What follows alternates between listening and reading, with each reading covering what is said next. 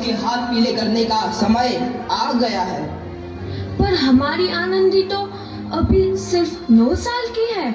अभी तो उसके पढ़ने, लिखने और खेलने कूदने के दिन हैं। देख पार्वती, लड़कियां पराया धन होती है और जितना जल्दी इन्हें घर से विदा कर दे उतना अच्छा है। कल से आनंद की पढ़ाई लिखाई बंद। पर बापू, इसमें मेरी क्या गलती है? आप मुझे पढ़ाई करने क्यों नहीं देते? तेरी गलती है कि तू एक लड़की है। लड़का होती तो क्या बापू? लड़का होती तो क्या? ए लड़की, ज्यादा जबान ना चला, नहीं तो जबान हलक से खींचकर बाहर निकाल दूंगा। बापू, मैं पढ़ लिख कर कुछ बनना चाहती हूँ।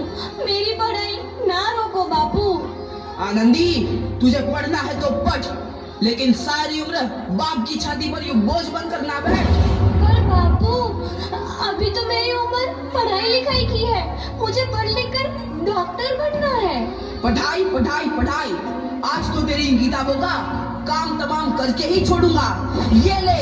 नहीं बापू, मत फाड़ो बापू। छोरी। नहीं बापू, नहीं। बापू, ये तुमने क्या किया? तुमने मेरी इन किताबों को ही नहीं फाड़ा बापू, मेरी किस्मत फाड़ दी, मेरी किस्मत। ये कापी किताबें ना सिर्फ छोरों के हाथ में अच्छी लगती है, लड़कियों के हाथ में तो सिर्फ मेहंदी अच्छी लगती है, मेहंदी। पर बापू, मैं लड़की हूँ तो क्या हुआ? लड़का और लड़की तो हमारी दोनों आंखों के समान होते हैं। चुप कर आनंदी, और यह एहसान मान कि अब तक जिंदा है तू। कहीं बचपन में गला दबाकर मार दिया होता तो यह तेरी बकबक नहीं सुननी पड़ती आज। पर बापू, मुझे चूल्हा जलाना अच्छा ना लगे है। देख छोरी, जितना जल्दी हो तू चूल्हा जलाना सीख ले, उतना ही अच्छा है तेरे लिए।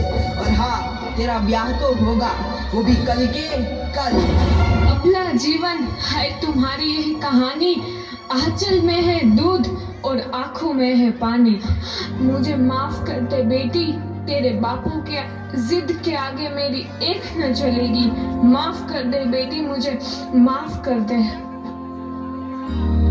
इस प्रकार मात्र 9 वर्ष की छोटी उम्र में आनंदी का विवाह गोपाल राव जोशी से हो गया। बाल विवाह एक सामाजिक कुरीति है और इस कुप्रथा का शिकार होना पड़ा आनंदी को। 5 वर्ष बाद आनंदी 14 साल की हो गई है। उसके घर एक शिशु ने जन्म लिया है। देखते हैं आगे क्या हो। देखिए ना, इसे क्या हो गया है? इसका माथा तो अंगार की तरह तप रहा है। इसे तो बहुत तेज बुखार है। आप बिना कुछ भी बोलते हैं। दीजिए मुझे। माधव, जल्दी से वैद्य जी को बुला के लाओ। जी, अभी बुला के लाता हूँ। ये तुम क्या कर रही हो आनंदी? भगवान की विभूति लगा रही हूँ।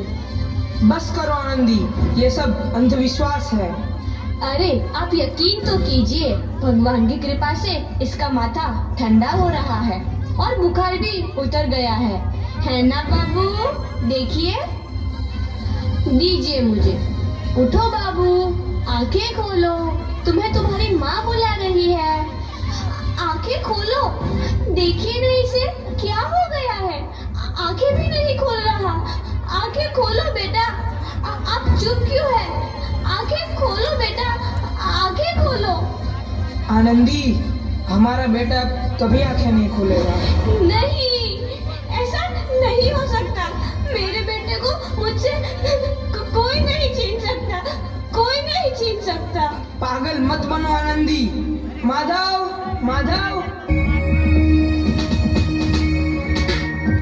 आनंदी, बंद करो ये पागलपन।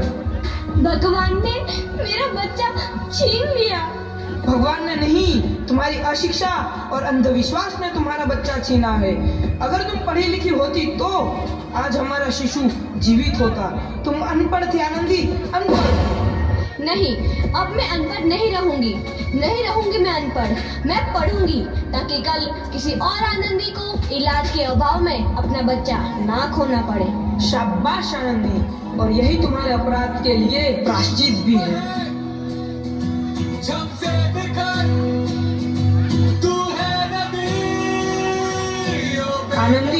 तुम्हारी 12वीं का परिणाम आ गया है। तुमने पूरे कॉलेज में प्रथम स्थान अर्जित किया है। आनंदी, तुम्हारी मेहनत रंग लाई है। तुम्हें शिक्षा वृत्ति मिली है। ये लो तुम्हारे अमेरिका जाने की टिकट। मुझे शिक्षा वृत्ति मिल गई, मैं अमेरिका जा रही हूँ। पर ये सब मैं अकेले कैसे कर पाऊंगी? आनंदी, अपना आप को इतना कमजोर क्यों समझ रही हो? फिर इतना पढ़ने लिखने का क्या फायदा? तुम अभी गवार की गवार नहीं हूँ मैं अब गवार।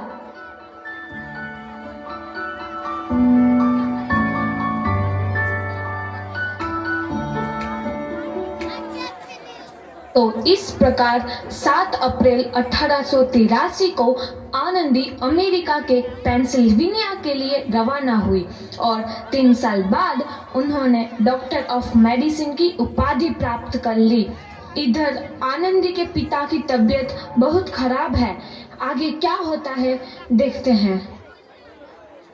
लगता है अब मेरे जाने का समय आ चुका है। अब मैं नहीं बचूंगा।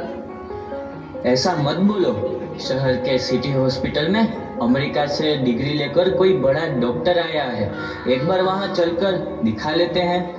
हाँ, सही बोला भैया। कम से कम दिल को तसल्ली तो मिल जाएगी।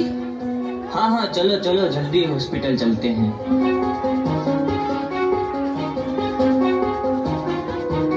इस मरीज की हालत तो बहुत ही खराब है। कोई चमत्कार ही इसे बचा सकता है।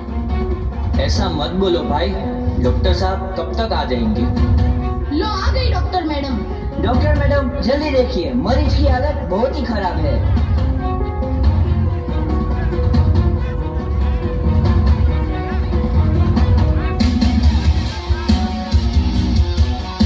अब आप बिल्कुल ठीक हैं। मौत के मुंह से आपको बचाया है डॉक्टर मैडम ने। डॉक्टर साहब ने मुझे बचा लिया। मुझे मिलना है डॉक्टर साहब से। डॉक्टर साहब नहीं, डॉक्टर मैडम बोलो। डॉक्टर मैडम, उन्होंने ही तुम्हें जीवन दान दिया है। लो आ गई डॉक्टर मैडम, मिल लो उनसे। डॉक्टर मैडम, आपका बहुत बहुत धन्यवाद। आपने मेरी जान बचाई। इसके बदले में मैं गरीब भला आपको क्या दे सकता हूँ? वचन वचन चाहिए मुझे कि कभी ये नहीं कहोगे कि लड़कियां कुछ नहीं कर सकती। वचन? ये कैसा वचन? अरे श्यामलाल, तुमने पहचाना नहीं? तुम्हारी बेटी आनंदी। आनंदी?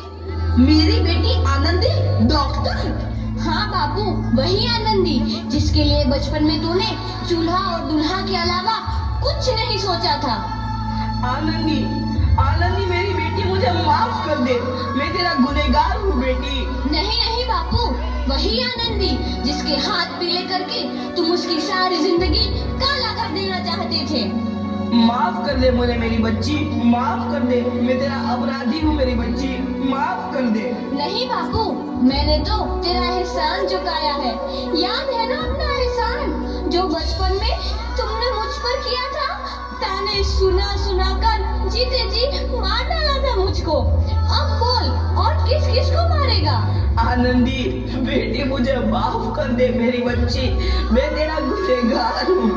बापू, आपने ही तो बोला था किताबें सिर्फ बेटों के हाथ में अच्छी लगती है, बेटियों के हाथ में तो सिर्फ मेहंदी।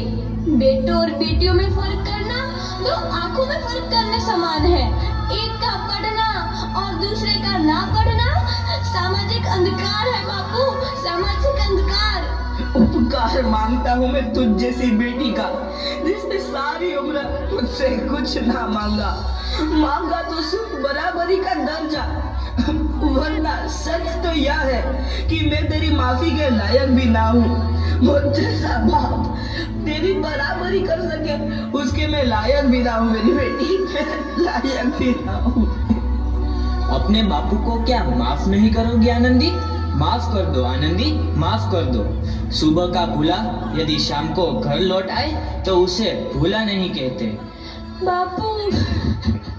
तो इस प्रकार आनंदीबाई जोशी ने अपनी मेहनत और अटूट इरादे से न केवल भारत की पहली महिला डॉक्टर बनी, बल्कि आगे चल के उन लड़कियों के लिए सुनहरा रास्ता दिखा गई जो जीवन में कुछ करना चाहती थी।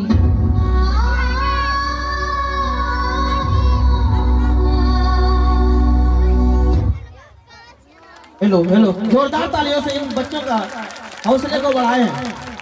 तो आप लोगों ने देखा कि भारत की प्रथम महिला